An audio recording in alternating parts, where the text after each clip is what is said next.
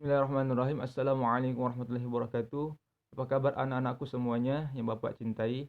Semoga kalian tetap sehat walafiat ya. Tetap semangat di rumahnya.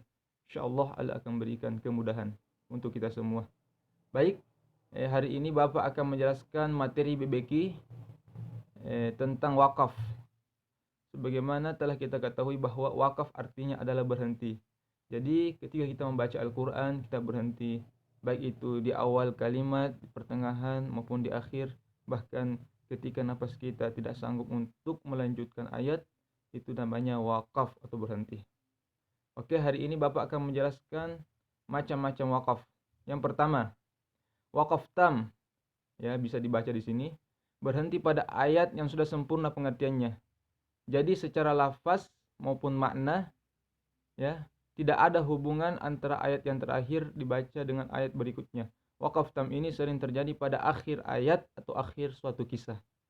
Jadi membaca Al-Quran kita berhenti di akhir ayat atau setelah kisah tersebut sudah selesai, itu namanya wakaf tam.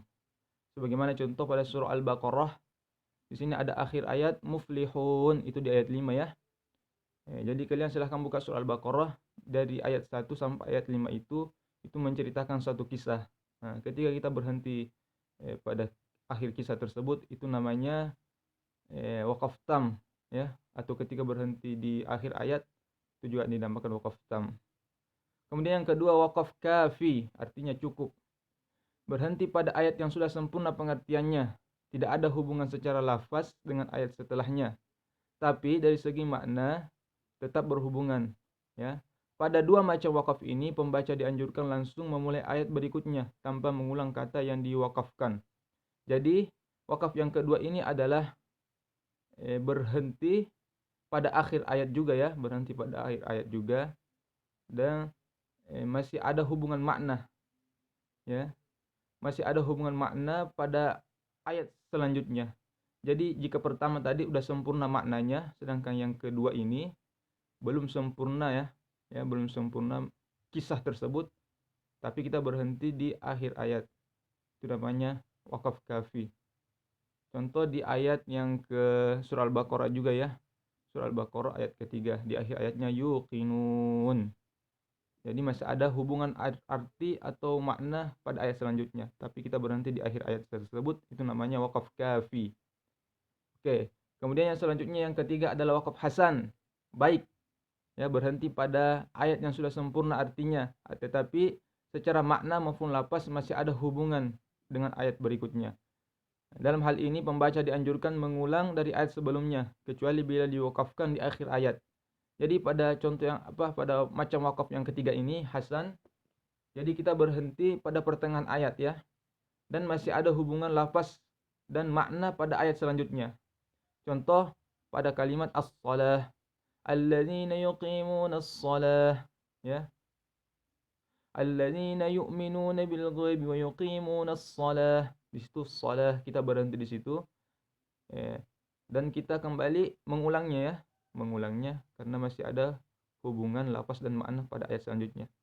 Alladzina yuqimuna as-salata wa mimma razaqnahum yunfiqun. Nah, itu namanya wakaf hasan. Jadi Bapak ulang lagi dari pertama sampai kedua sampai ketiga. Yakni wakaf tam itu adalah sempurna ayatnya berhenti pada ayat akhir ya, pada ayat akhir atau satu kisah. Itu namanya tam. Kemudian yang kedua, wakaf kafi cukup berhenti di akhir ayat tapi masih ada apa masih ada kelanjutan kisah tersebut, masih ada hubungan kisah kelanjutan pada ayat tersebut, tapi kita berhenti pada akhir ayatnya. Itu namanya kafi. Kemudian yang ketiga hasan, yakni berhenti pada pertengahan ayat dan masih ada hubungan makna dan lafaz pada ayat selanjutnya. Contoh tadi alladzina yuqimunas shalah. Kemudian kita melanjutkan alladzina yuqimunas shalata wa mimma razaqnahum yunfiqun. Itu yang ketiga. Kemudian yang wakaf yang keempat atau wakaf yang terakhir adalah wakaf qabih. Artinya buruk. Berhenti pada ayat belum sempurna artinya sehingga tidak bisa dipahami atau justru berubah makna dari ayat semestinya. Jadi wakaf qabih ini teman-teman kita berhenti pada kalimat-kalimat yang tidak boleh, ya. Kita berhenti karena mungkin nafasnya habis, akhirnya merusak makna ayat, ya. Merusak makna ayat, merubah arti ayat tersebut. Contoh di sini lis-shala lil musallin, ya, itu pada surah Al-Maun. Contoh lagi di ayat di surah An-Nisa, ya, di situ ada ayat ya ayyuhalladzina amanu la taqrabus salata wa antum sukara. Ketika kita berhenti di la taqrabus shalah, itu namanya sudah merusak makna. Artinya, hai orang-orang yang beriman, janganlah kamu mendekati salat. Nah, itu namanya merusak makna. Jadi, ketika berhenti pada ayat tersebut itu tidak boleh, ya. Itu hanya dibolehkan ketika dalam keadaan darurat saja, ketika napasnya sudah habis. Tapi ketika napas kita masih sanggup melanjutkan, maka jangan berhenti pada ayat tersebut, ya. Boleh berhenti pada ayat selanjutnya, yaitu antum sukara. Artinya, hai orang-orang yang beriman, janganlah kamu mendekati salat dalam keadaan mabuk, ya, mabuk, ya. Itu boleh berhenti di situ. Tapi la taqrabus shalah itu tidak boleh, ya, tidak bagus. Oke, baik, itu saja dari Bapak.